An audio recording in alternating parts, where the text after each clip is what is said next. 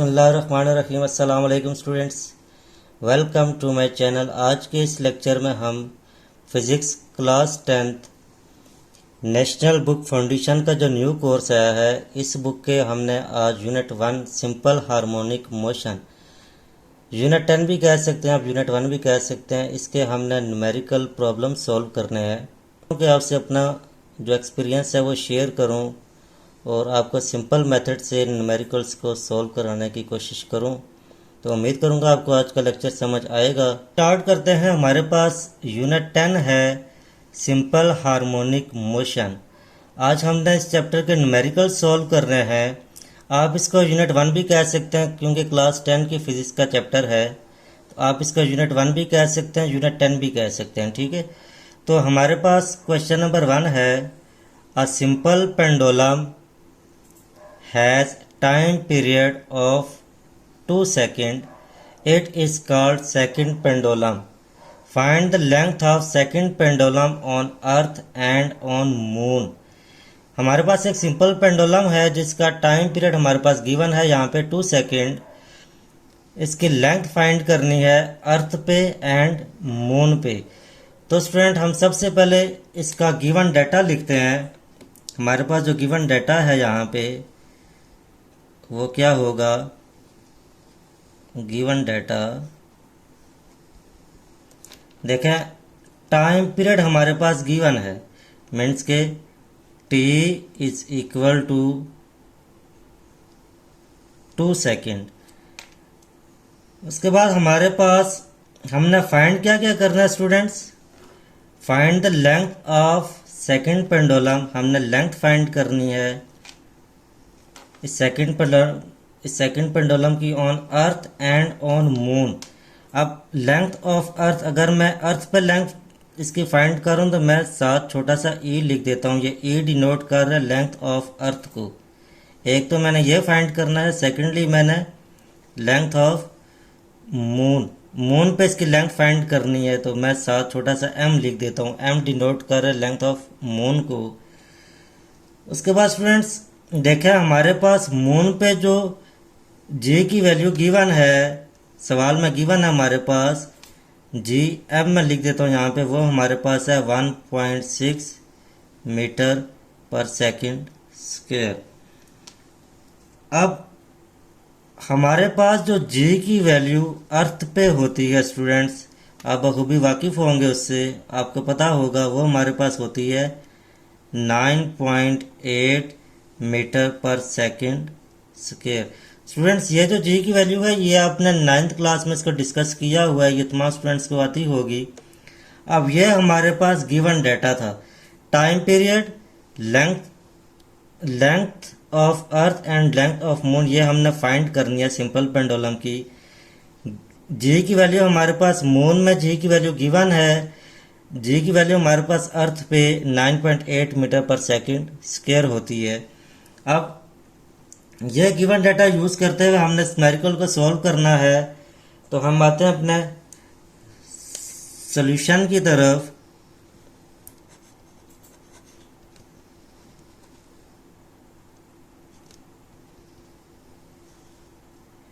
इसका solution student मेरे पास क्या आएगा, देखें,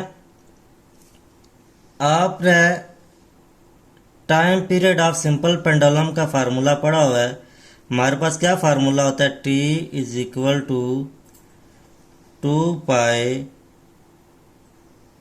under root L divided by G. हमारे पास ये फार्मूला होता है time period of simple pendulum का। हम इस फार्मूले को यूज करेंगे। अब देखें, इस फार्मूले में हमने फाइंड क्या करना है स्टूडेंट्स, इस फार्मूले में हमने फाइंड करना है एल, मीन्स के हमने यहाँ पे लेंथ फाइंड करनी है। तो सबसे पहले मैं इसको सिंप्लीफाई करके यहाँ पे लेंथ की वैल्यू निकाल लेता हूँ पहले। तो देखें, मैं इसको ऐसे कर सकता हूँ कि बोथ साइड पे मैं ले लेता हूँ स्क्वायर। बोथ साइड पे जब मैं स्क्वायर लूँगा तो यहाँ पे क्या आ जाएगा, T square is equal to 2 का स्क्वायर स्टूडेंट मेरे पास आ जाएगा 4, इधर यहाँ पे पाई के ऊपर स्क्वायर ऐसे ही आ जाएगा। देखें, ये इसका स्क्वायर अंडर रूट से यहाँ हमारे पास कैंसिल हो जाएगा तो क्या बचेगा, L/G। अब जब मैं इसको मज़ीद सिंप्लीफाई करूँगा तो देखें स्टूडेंट, यहाँ पे 4π² यहाँ पे क्या हो रहा है, यहाँ मल्टीप्लाई हो रहा है तो इधर आके डिवाइड हो जाएगा। t² divided by 4π² is equal to L/G।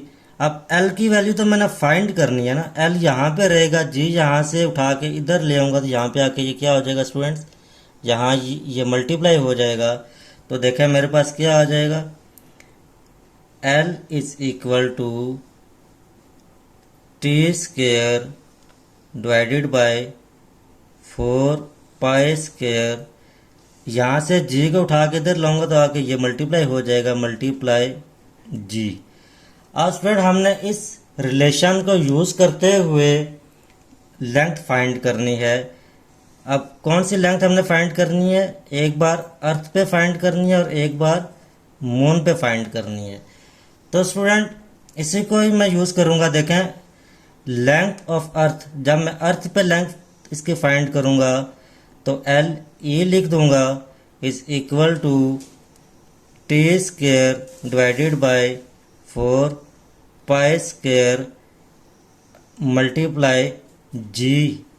अब G के साथ में क्या लिखूंगा, GE लिख दूंगा, E डिनोट कर रहा है अर्थ को। अब यहाँ पे मैंने GE की वैल्यू पुट करनी है क्योंकि मैं जो लेंथ फाइंड कर रहा हूँ सिंपल पेंडुलम की वो अर्थ पे फाइंड कर रहा हूँ। तो अब यहाँ पे मैं क्या करूँगा, इस फार्मूले में इनकी वैल्यूज पुट कर दूंगा। मेरे पास T की वैल्यू क्या थी स्टूडेंट्स, 2 का स्क्वायर आ जाएगा 4। पाई की वैल्यू स्टूडेंट मेरे पास यहाँ पे ये कांस्टेंट होती है 3.14, इसका स्क्वायर हो जाएगा। फिर मल्टीप्लाई G की वैल्यू क्या थी स्टूडेंट मेरे पास, GE की वैल्यू 9.8, इसकी वैल्यू मैंने यहाँ पे पुट कर दी। अब मैं इसको मज़ीद सिंप्लीफाई करता हूँ। जब मैं इसको सॉल्व करूँगा देखें स्टूडेंट्स, 2 का स्क्वायर क्या आ जाएगा मेरे पास यहाँ पे, 4 डिवाइडेड बाय 4 इंटू 3.14 का स्क्वायर मल्टीप्लाई 9.8। ये 4 इससे कैंसिल हो गया। आप 3.14 का स्क्वायर फाइंड करें, आपके पास इसका स्क्वायर क्या आ जाएगा स्टूडेंट्स, आप इसका स्क्वायर फाइंड करें, जो इसका स्क्वायर आएगा, जो इसका आंसर आएगा, आप इसको और इसको डिवाइड करें। आप जब इसको मज़ीद आप सिंप्लीफाई करेंगे आपके पास LE की जो वैल्यू आ जाएगी स्टूडेंट्स वो आपके पास आ जाएगी 0.99 मीटर। अब इसको मैं राउंड ऑफ करके मैं लिख सकता हूँ, LE की वैल्यू मेरे पास आ गई है 1 मीटर।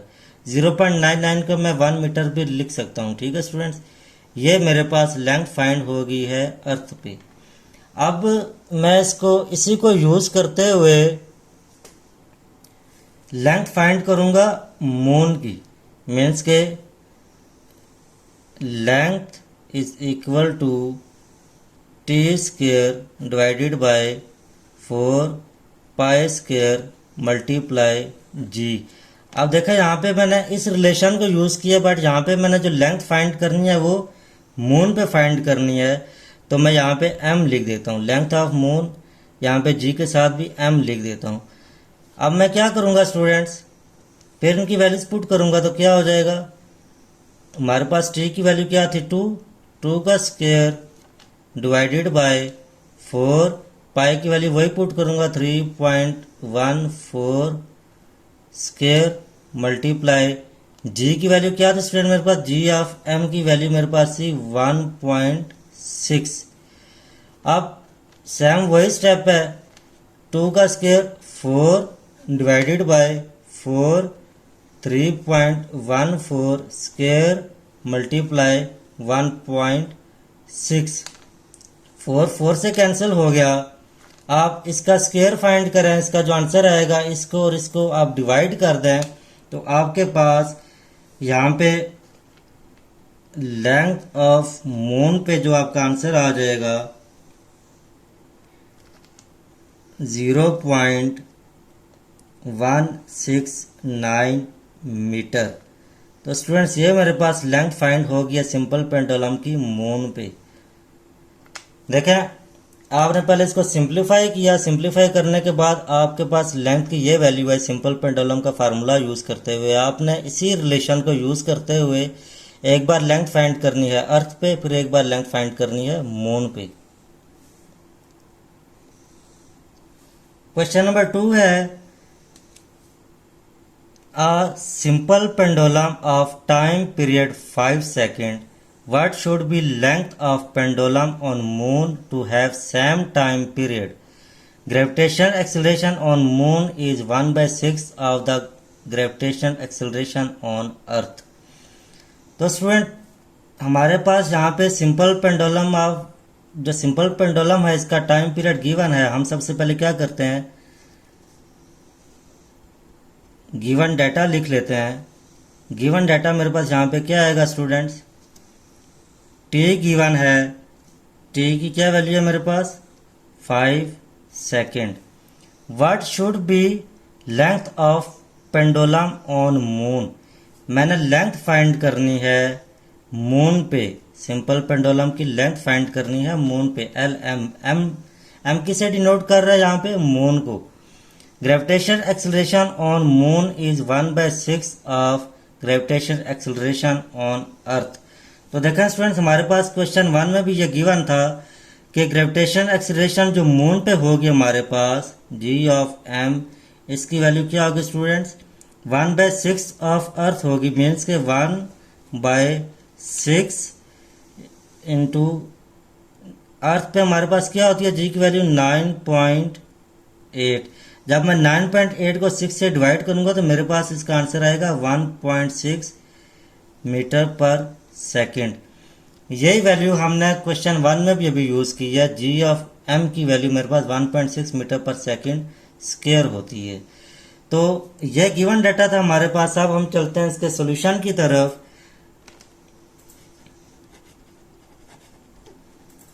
इसके सॉल्यूशन में स्टूडेंट्स हमारे पास सेम वही फार्मूला यूज होगा। Time period of simple pendulum का फार्मूला हमारे पास है T is equal to 2 pi under root L divided by G। इसी फार्मूले को यूज करते हुए मैं इस न्यूमेरिकल को सॉल्व करूंगा। तो देखें, हमने यहाँ पे फिर वैल्यू कौन सी फाइंड करनी है, लेंथ फाइंड करनी है। मीन्स के L की वैल्यू फाइंड करनी है। इसको फिर मैंने अलग करना है तो बोथ साइड पे क्या करूंगा, स्क्वायर ले लूंगा। तो यहाँ पे हो जाएगा T square is equal to 4 pi square L divided by G, ऐसे हो जाएगा। अब मैंने एल को अकेला करना तो बाकी तमाम वैल्यूज को उठा के इज इक्वल टू के इस तरफ ले आऊँगा तो ये हो जाएगा T square divided by 4 pi square, G आके यहाँ मल्टीप्लाई हो जाएगा तो मल्टीप्लाई जी। मीन्स के यहाँ पे मेरे पास जो लेंथ की वैल्यू आएगी एल एम हमने फाइंड करना है। लेंथ की मेरे पास क्या वैल्यू आ जाएगी इज इक्वल टू, यहाँ पे एल बचा था, लेंथ की वैल्यू मेरे पास आ जाएगी T square divided by 4 pi square multiply G. अब जी ऑफ एम लिखूंगा क्योंकि यहाँ पे मैंने जो जी की वैल्यू फाइंड करनी है वो मून पे फाइंड करनी है तो एम लिखना है मैंने, ठीक है।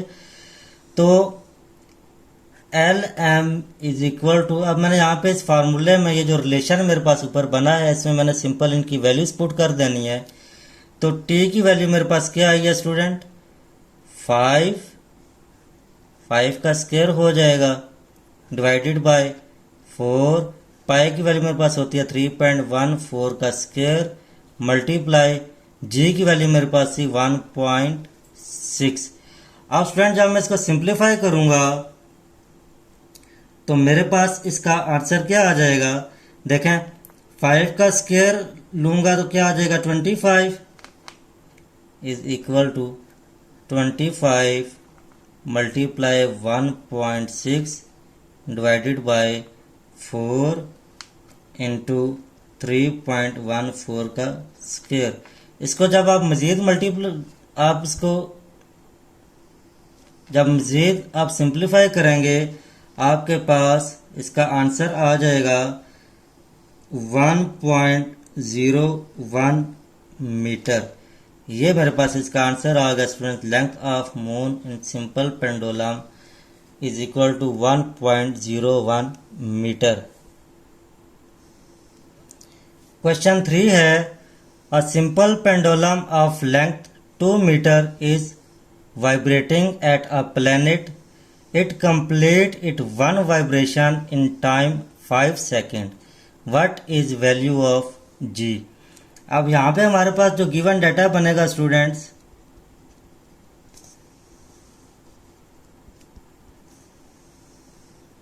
वो क्या आ जाएगा। देखें, अब pendulum of length 2 metre, length हमारे पास क्या है students, length is equal to 2 metre. It complete at one vibration in time 5 second. Time हमारे पास यहाँ पे गिवन है, टाइम पीरियड 5 सेकेंड। देखा कह रहा है वन वाइब्रेशन, जब वन वाइब्रेशन होगी तो हमारे पास एक टाइम पीरियड आ जाएगा। क्या टाइम पीरियड है students, 5 second. What is value of G, मैंने जी की वैल्यू फाइंड करनी है। ये मेरे पास इसका गिवन डाटा आ गया है। अब हम चलते हैं इसके सॉल्यूशन की तरफ।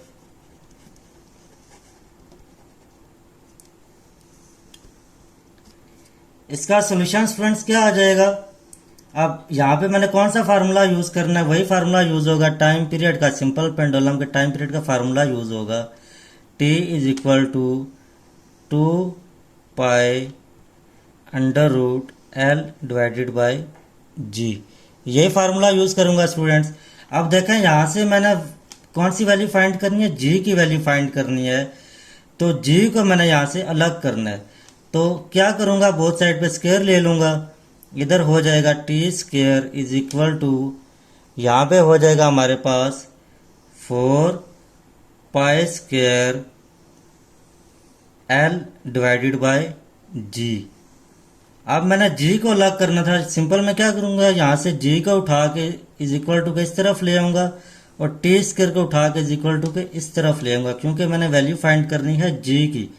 तो क्या होगा student, G is equal to 4 pi square L divided by T square हो जाएगा मेरे पास यहाँ पे। ठीक है स्टूडेंट्स, अब मैंने क्या करना है, मैंने इसमें इनकी वैल्यूज पुट करनी है। तो देखें क्या हो जाएगा students, G is equal to 4 pi square L divided by T square. G is equal to 4 pi की वैल्यू क्या थी मेरे पास, 3.14 स्क्वायर। लेंथ हमारे पास गिवन है कितनी है स्टूडेंट्स, 2 मीटर। तो इसकी जगह क्या लिख दूंगा, 2 डिवाइडेड बाय टी। टी की वैल्यू क्या थी मेरे पास, 5 सेकेंड। तो क्या हो जाएगा 5 का। तो जब मैं इसको मजीद यहाँ सिंप्लीफाई करूंगा तो जी की वैल्यू मेरे पास क्या आ जाएगी स्टूडेंट्स। देखें जब मैं ऊपर तमाम वैल्यूज को जब मैं सॉल्व करूंगा तो मेरे पास आ जाएगा 78.8 और नीचे 5 का स्क्वायर मेरे पास आ जाएगा 25। जब मैं इसको मज़ीद सॉल्व करूंगा तो जी की वैल्यू मेरे पास आ जाएगी 3.2 मीटर पर सेकेंड। ये मेरे पास यहाँ पे जी की वैल्यू आ गई है स्टूडेंट्स। क्वेश्चन नंबर 4 है, what is time period of mass spring system if mass attached to spring is 500 gram and its spring constant is 20 Newton पर मीटर। तो देखा हमने क्या करना है, इसका गिवन डाटा लिखना है। सबसे पहले गिवन डाटा, इसका गिवन डाटा क्या आ जाएगा स्टूडेंट्स, देखें what is time period of mass spring system, means के मैंने टाइम पीरियड फाइंड करना है। If mass attach to spring is 500 gram, mass जो हमारे पास यहाँ गिवन है स्टूडेंट्स वो कितना है, 500 ग्राम। और स्प्रिंग कांस्टेंट जो हमारे पास है, स्प्रिंग कांस्टेंट को हम डिनोट करते हैं के के साथ। तो के की वैल्यू हमारे पास है 20 न्यूटन पर मीटर। अब मैंने क्या करना है, इसको सॉल्व करने से पहले जो मैथ है हमारे पास 500 ग्राम दिया हुआ है, इसको मैंने यहाँ चेंज करना है किलोग्राम में।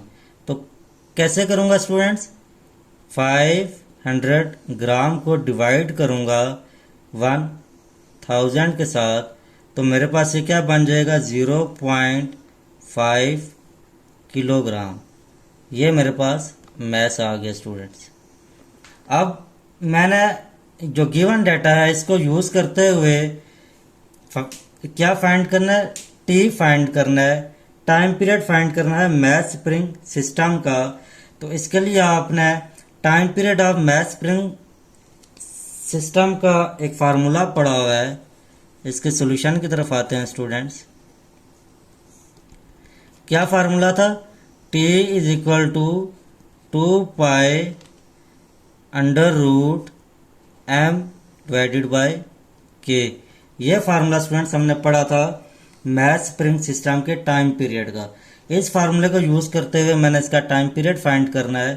तो T इज इक्वल टू 2 पाई की वैल्यू क्या थी मेरे पास 3.14 अंडर रूट मैथ कितना है हमारे पास 0.5 डिवाइडेड बाय के की वैल्यू है हमारे पास स्टूडेंट यहाँ पे 20। अब मैं इसको जब सिंप्लीफाई करूँगा t इज इक्वल टू 2 को जब मैं 3.14 से मल्टीप्लाई करता हूँ तो मेरे पास आ जाएगा 6.28। इन दोनों को जब मैं सिंप्लीफाई करता हूँ, जब मैं डिवाइड करूँगा तो मेरे पास अंडर रूट के अंदर जो आंसर आ जाएगा इनका 0.025। अब जब मैं इसको मज़ीद सिंप्लीफाई करता हूँ स्टूडेंट्स तो मेरे पास यहाँ से t की वैल्यू आ जाएगी t is equal to 6.28 multiply under root को जब मैं सॉल्व करता हूँ तो मेरे पास आ जाएगा 0.158। आप इनको मज़ीद मल्टीप्लाई करें तो आंसर आ जाएगा 0.998। अब मैं 0.998 को राउंड ऑफ करके t is equal to 1 second भी लिख सकता हूँ। मेरे पास इसका आंसर क्या आ गया स्टूडेंट्स 1 सेकेंड। आंसर आपका ये भी ठीक है, t इज इक्वल टू 0.998। ये आंसर भी ठीक है। जब आप इसका राउंड ऑफ करेंगे तो ये 1 के इक्वल ही आ जाएगा। यहाँ पे हमारे पास जो मैथ स्प्रिंग सिस्टम का टाइम पीरियड आया है वो आ गया 1 सेकेंड। क्वेश्चन नंबर 5 है, if 10 waves are produced on a long stretch string of length 1 meter, what is wavelength of wave? What will be frequency of the wave if speed is 12 meter per second? तो हम इसका given data लिखते हैं students. Given data, इसका given data क्या आ जाएगा हमारे पास, देखें, if 10 waves are produced on long stretch string means के मेरे पास यहाँ पे नंबर ऑफ वेव्स जो हैं n इज इक्वल टू 10 है। स्ट्रिंग ऑफ लेंथ 1 मीटर, मेरे पास जो स्ट्रिंग की लेंथ है स्टूडेंट्स वो कितनी है 1 मीटर है। What is wavelength of wave, मैंने वेवलेंथ फाइंड करनी है, मीन्स के क्या फाइंड करना है लैम्डा। वेवलेंथ को हम डिनोट करते हैं लैम्डा के साथ। और what will be frequency of the wave, wave की फ्रीक्वेंसी फाइंड करनी है। एंड हमारे पास यहाँ पे जो वेव की स्पीड दी हुई है स्टूडेंट, स्पीड को हम डिनोट करते हैं स्मॉल v के साथ। जो स्पीड है हमारे पास 12 मीटर पर सेकेंड। अब यह गिवन डाटा है, इस गिवन डाटा को यूज करते हुए मैंने क्या क्या फाइंड करना है स्टूडेंट्स, वेवलेंथ फाइंड करनी है एंड फ्रीक्वेंसी फाइंड करनी है। तो वेवलेंथ, इसके हम सॉल्यूशन की तरफ आते हैं।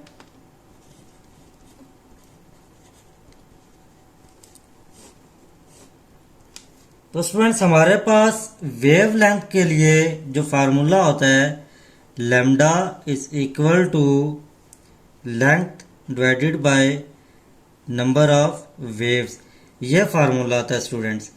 तो यहाँ पे हमारे पास लेंथ कौन सी है, स्ट्रिंग की लेंथ है, जो लॉन्ग स्ट्रेच स्ट्रिंग है हमारे पास इसकी लेंथ है, और नंबर ऑफ वेव। तो इस फार्मूले के जरिए से मैंने क्या फाइंड करना है, वेव लेंथ फाइंड करनी है। तो lambda is equal to length हमारे पास है 1 metre divided by number of waves है हमारे पास 10। इसको जब मैं सॉल्व करूंगा तो मेरे पास इसका आंसर आ जाएगा student, lambda is equal to 0.1 metre. Wavelength मेरे पास आ गया 0.1 मीटर। अब सेकंड मैंने क्या फाइंड करना है, फ्रीक्वेंसी फाइंड करनी है। तो फ्रीक्वेंसी के लिए मेरे पास फार्मूला होता है v is equal to F lambda. यह फार्मूला हमने यूज करना है।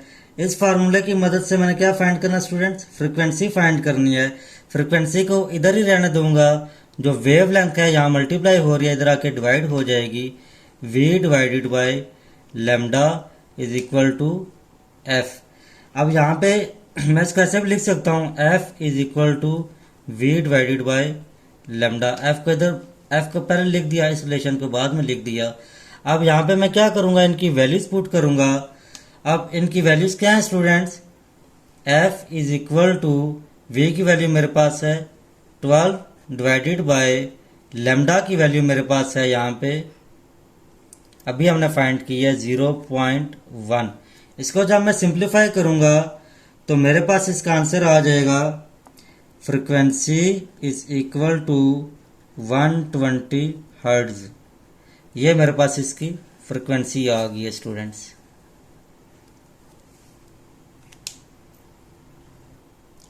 क्वेश्चन नंबर 6 है, in a ripple tank of length 1.6 metre wave cover this length in 2 seconds.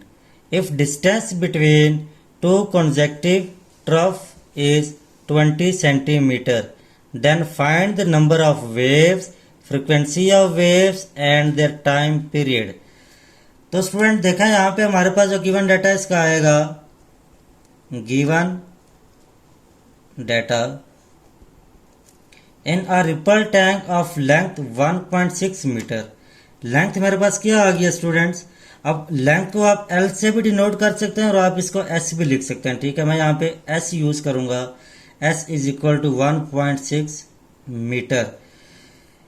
Wave cover this length in 2 second. यहाँ पे मेरे पास जो टाइम आ जाएगा स्टूडेंट्स वो कितना आएगा, 2 second. If distance between two consecutive trough is 20 centimetre. अब टू कंसेक्टिव ट्रफ या क्रेस्ट, इनके दरमियान जो लेंथ होती है हमारे पास स्टूडेंट, जो फासला होता है, इसको मैं वेव लेंथ कहता हूँ स्टूडेंट्स, ठीक है। तो मेरे पास मीन्स के यहाँ पे जो वेव लेंथ है लेमडा हमारे पास कितना आ गया, 20 centimetre. Then find the number of waves.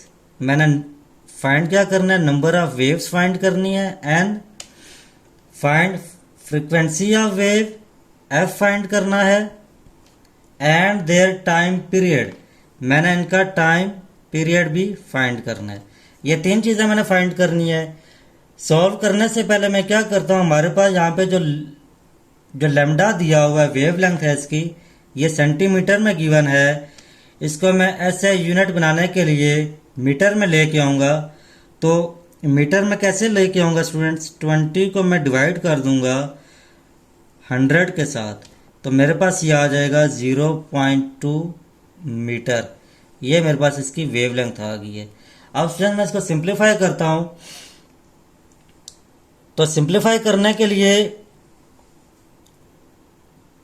हमारे पास सबसे पहले क्या है, number of waves. Number of waves के लिए मेरे पास क्या फार्मूला होता है, हमने पिछले न्यूमेरिकल में इसको सॉल्व किया है। Number of waves is equal to L divided by lambda. अब यह रिलेशन मेरे पास कैसे आया है, हमने पिछले न्यूमेरिकल में सॉल्व किया था, lambda is equal to L divided by N। इस रिलेशन को यूज करते हुए मैंने इसको बना लिया स्टूडेंट्स के, एन को उठा के इधर ले गया, यहाँ से जो लेमडा था इसको उठा के इधर ले आया, तो मेरे पास N is equal to L divided by lambda आ गया। तो यहाँ पे मैं जब इनकी वैल्यूज पुट करूंगा, N is equal to length means के एस मेरे पास क्या दिया हुआ है 1.6, उसके बाद जो लेमडा है मेरे पास ये 0.2 गिवन है स्टूडेंट्स। तो जब मैं इसको सॉल्व करूंगा, इसको सिंप्लीफाई करूंगा, तो मेरे पास ये आ जाएगा n is equal to 1.6 divided by 0.2, ये बन जाएगा मेरे पास 8। नंबर ऑफ वेव्स हमारे पास फाइंड हो गई हैं, कितनी आ गई स्टूडेंट्स? 8 आ गई हैं। अब मैंने क्या फाइंड करना है?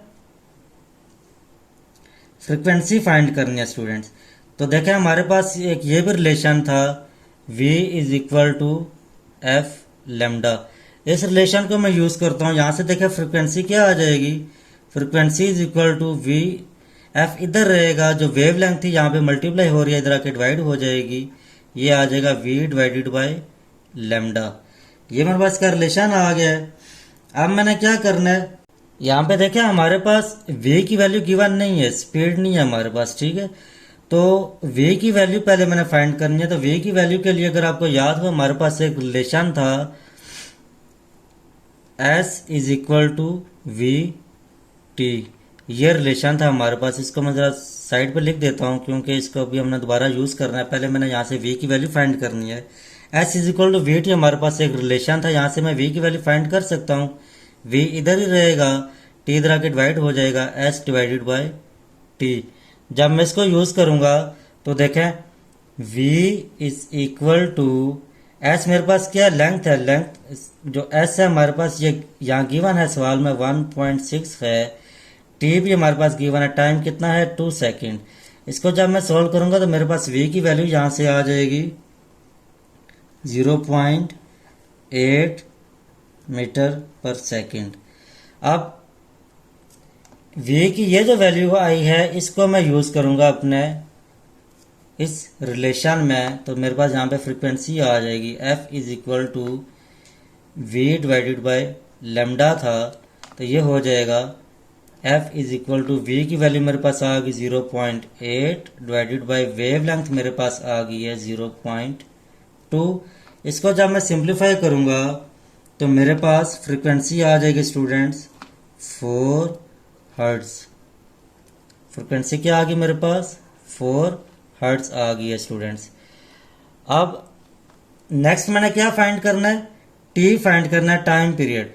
टाइम पीरियड का फार्मूला होता है t is equal to 1 by f, यह फ्रीक्वेंसी का रेसिप्रोकल होता है स्टूडेंट्स। तो यहाँ पे आप इसकी वैल्यू पुट करें, t is equal to 1 divided by f, मेरे पास 4 था। जब मैं इसको सॉल्व करूंगा तो मेरे पास t की वैल्यू आ जाएगी 0.25 सेकेंड। स्टूडेंट्स ये मेरे पास इसका टाइम पीरियड भी फाइंड हो गया।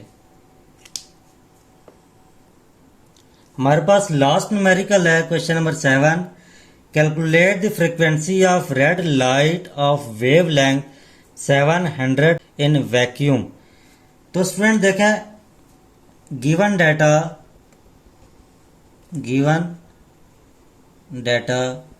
हमारे पास क्या आ जाएगा, calculate the frequency of red light. क्या फाइंड करना है हमने, फ्रीक्वेंसी फाइंड करनी है।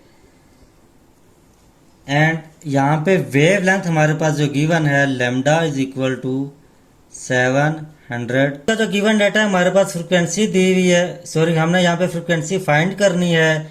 वेव लेंथ हमारा यहाँ पे हमारे पास है 700 नैनोमीटर। तो जो 700 नैनोमीटर है इसको मैंने सॉल्व करना है। देखें इसको मैं लिख सकता हूँ lambda is equal to 700 nano की वैल्यू मेरे पास क्या होता है स्टूडेंट्स 10 की पावर -9 7 मीटर, ऐसे ही आ जाएगा। अब मैं क्या करूँगा, देखें हमारे पास जो स्पीड होती है लाइट की स्पीड वो हमारे पास क्या होगी, स्पीड ऑफ लाइट मेरे पास होती है 3 × 10 की पावर 8 मीटर पर सेकेंड। स्पीड ऑफ लाइट मेरे पास आ जाएगी 3 × 10 की पावर 8 मीटर पर सेकेंड। अब ये जो मेरे पास गिवन डाटा है, इस गिवन डाटा को यूज करते हुए मैंने इसको सॉल्व करना है। हम आते हैं अपने सॉल्यूशन की तरफ।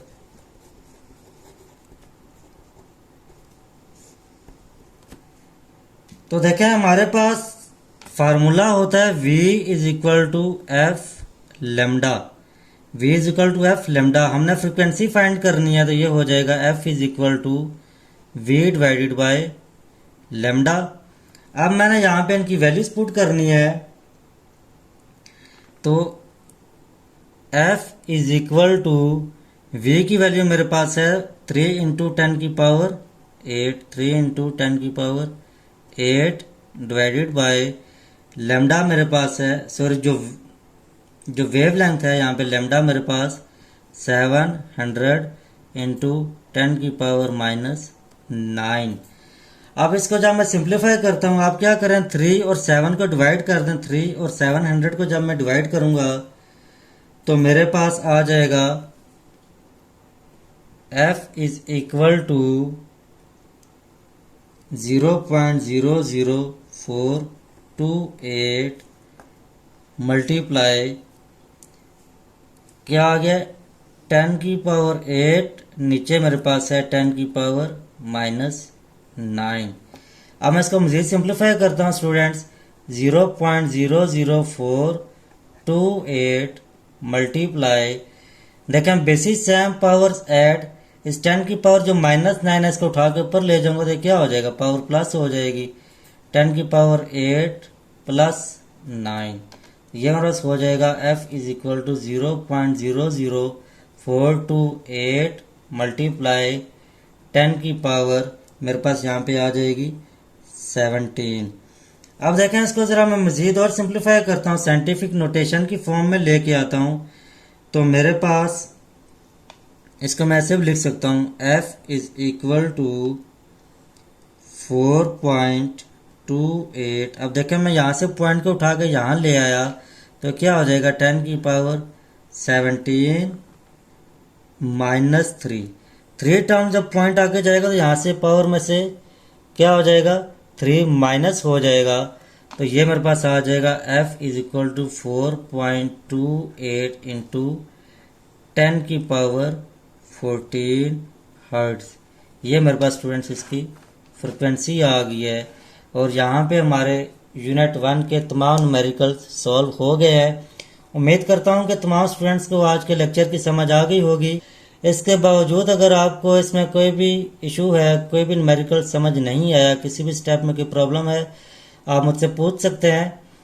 और सेकेंडली अगर किसी भी स्टूडेंट को इन तमाम न्यूमेरिकल्स की PDF फाइल चाहिए, मीन्स के solve handwritten PDF file चाहिए जो हमने सॉल्व किए हैं, तो वो भी आपको मिल जाएंगे।